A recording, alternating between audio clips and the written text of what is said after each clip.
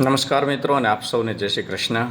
અને સાથે ભરતીનો દોર એક પછી એક તબક્કાવાર આગળ વધી રહ્યો છે, ત્યારે ખાસ સામાન્ય ભરતીમાં કેટલીક તબક્કાવાર ભરતીઓ આગળ વધી રહી છે.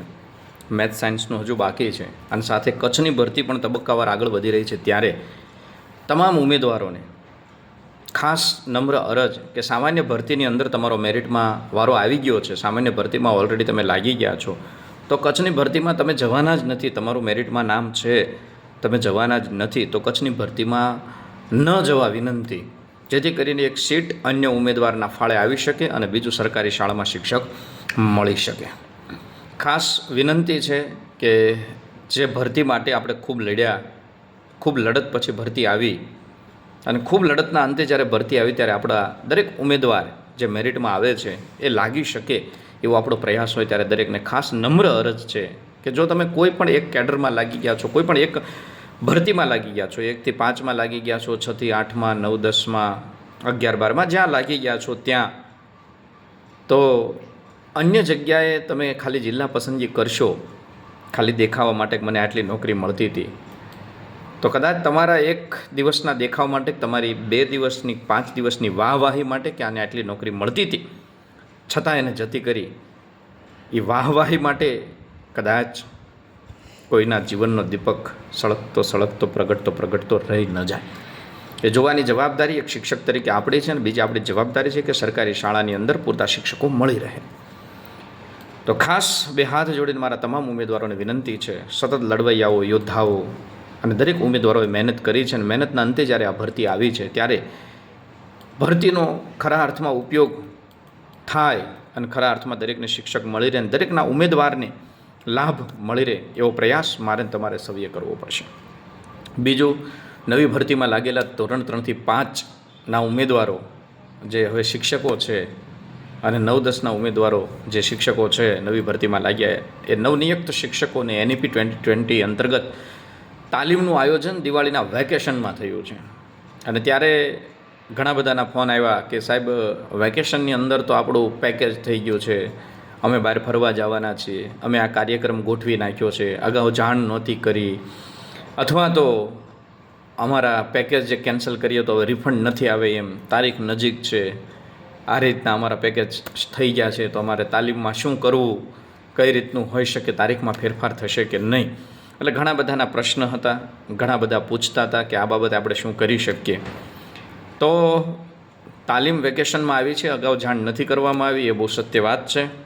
અગાઉ જાણ કરવી જ જોઈએ, જેથી કરીને દરેકના કંઈક ને કંઈક કાર્યક્રમ એને અનુરૂપ આપણે ગોઠવી શકીએ. કંઈક 29, 30, પહેલી, ત્રીજી અને ચોથી એમ કંઈક 5 દિવસની નવી NEP 2020 અંતર્ગત જે નવા શિક્ષકો છે એની તાલીમ છે.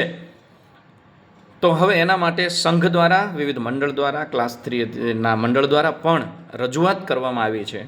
તો હવે જોવાનું રહ્યું કે સરકાર દ્વારા, શિક્ષણ વિભાગ દ્વારા આના માટે કોઈ યોગ્ય નિકાલ કરવામાં આવે છે, યોગ્ય સમસ્યાનું સમાધાન કરવામાં આવે છે, ટ્રેનિંગની તારીખમાં ફેરફાર કરવામાં આવે છે કે ટ્રેનિંગ એ જ તારીખે રાખવામાં આવે છે, એ જોવું રહ્યું. કારણ કે રજૂઆતો ઘણી બધી થઈ છે, કારણ કે ઘણા બધાના કાર્યક્રમો છે, ઘણા બધાએ બુકિંગ કરાવી નાખ્યા છે, ઘણા બધાએ પોતાના કાર્યક્રમો ગોઠવી નાખ્યા છે, અગાઉથી જાણ નહોતી કરવામાં આવી, એ 100% છે.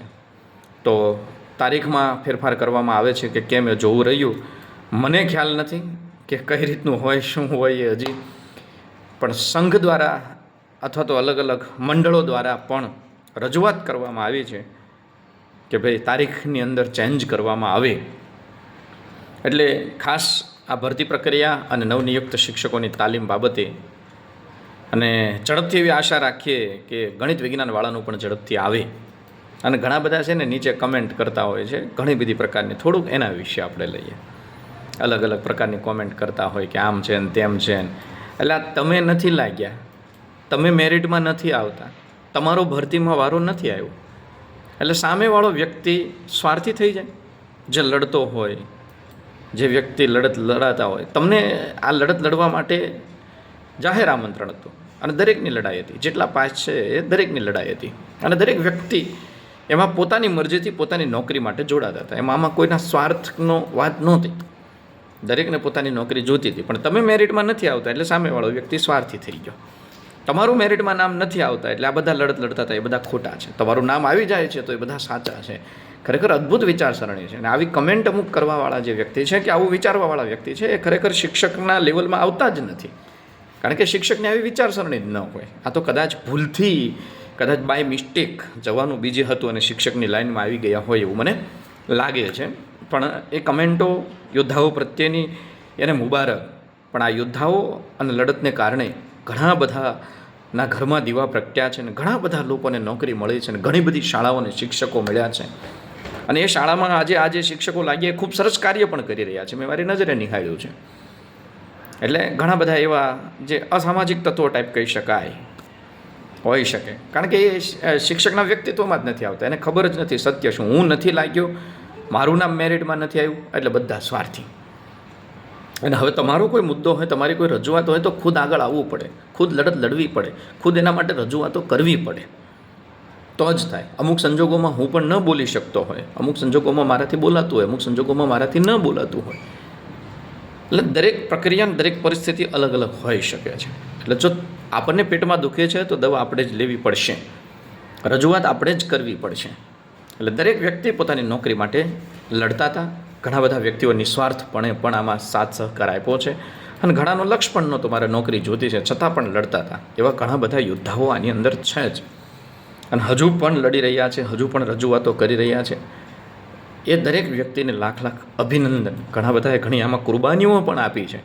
પણ જે કોઈ દિવસ ઘરની બહાર જ નથી નીકળ્યા, જે કોઈ દિવસ એક વખત પણ આંદોલનમાં જે નહોતા આવ્યા, જે કોઈ દિવસ ક્યારેય રજૂઆત પણ નથી કરી, એ વ્યક્તિને બધા સ્વાર્થી જ લાગવાના. એ વ્યક્તિ બીજું કશું નથી વિચારવાના. પણ જો આપણે લડત લડવી છે, આપણને પેટમાં દુખે છે, આપણી સમસ્યા છે, આપણે જાગૃત નાગરિક છીએ, સક્ષમ નાગરિક છીએ, શિક્ષક છીએ અને લડી શકીએ છીએ કોઈ પણ સંજોગોની સામે, તો એ લડી લેવાનું. એટલે અમુક જે વ્યક્તિઓ જે છે, જેના વ્યક્તિત્વમાં ખોટ છે, જેના વ્યક્તિત્વમાં એમ કહી શકાય કે શિક્ષકત્વ નથી, એનું આપણે કોઈ વિચારવાનું પણ નથી. પણ છતાં એક વખત દરેકને વિનંતી કે જગ્યા ન બગડે એનું ખાસ ધ્યાન રાખજો. ઝડપથી દરેકની ભરતી થઈ જાય, વેઇટિંગવાળાનું પણ ઝડપથી સોલ્યુશન આવે અને હાજર કરે એવા પ્રયાસો આપણે કરીશું. એવી રજૂઆતો તમારા થકી થાય અને એક સુચારુ રૂપે આખી વ્યવસ્થા ચાલે અને ખૂબ વ્યવસ્થિત રીતે ગુજરાતનું શિક્ષણ કાર્ય થાય એવો આપણે પ્રયાસ કરશું. અને ખાસ નવા લાગેલા જેટલા શિક્ષકો છે એ દરેક શિક્ષકો તન મનથી પૂરી રીતે વિદ્યાર્થીઓમાં ઓતપ્રોત થઈને આપણે પ્રયાસ કરીશું. આપણા તરફથી જેટલો પ્રયાસ થાય એ કરીશું. સરકારી શાળાનું શિક્ષણ સુધરે અને સરકારી શાળા તરફ લોકોની નજર બદલાય અને વધુને વધુ સરકારી શાળામાં બાળકોને મૂકતા થાય એવા પ્રયાસો દ્વારા આપણે ગુજરાતના શિક્ષણને ઉચ્ચ કક્ષાએ લઈ જવાનો પ્રયાસ કરીએ. સાથે મળીને પોતાની અંદર રહેલો શિક્ષકત્વને જાગૃત કરીને વર્ગખંડની અંદર કર્તવ્યનિષ્ઠ બનીને આપણે ત્યાં અભ્યાસ કરતા બાળકોને ઉત્તમમાં ઉત્તમ શિક્ષણ આપીને ખાલી ચાર દિવાલોની વચ્ચે નહીં પરંતુ સંસ્કારોના ઘડતર સાથે આપણે ઉચ્ચ કક્ષાએ લઈ જઈએ અને એવી કર્તવ્યનિષ્ઠાથી કાર્ય કરીએ તો 100% શિક્ષણમાં સુધારા થશે અને આપણે સૌ સાથે મળીને આ શિક્ષણને સુધારણાને આપણી આંખે જોઈ શકશું. આવનાર સમયની અંદર એનું પરિવર્તન જોઈ શકશું અને આવનાર વિદ્યાર્થીને લડવૈયો, યોદ્ધા અને ઈમાનદાર અને પ્રામાણિક બનાવવું એ આપણા હાથમાં છે. તો એ ઘડતર કરવાનું કાર્ય આપણે ઝડપથી કરીએ એવી વિનંતી સાથે દરેક મિત્રોને જય સિયારામ સાથે જય હિન્દ, જય ભારત.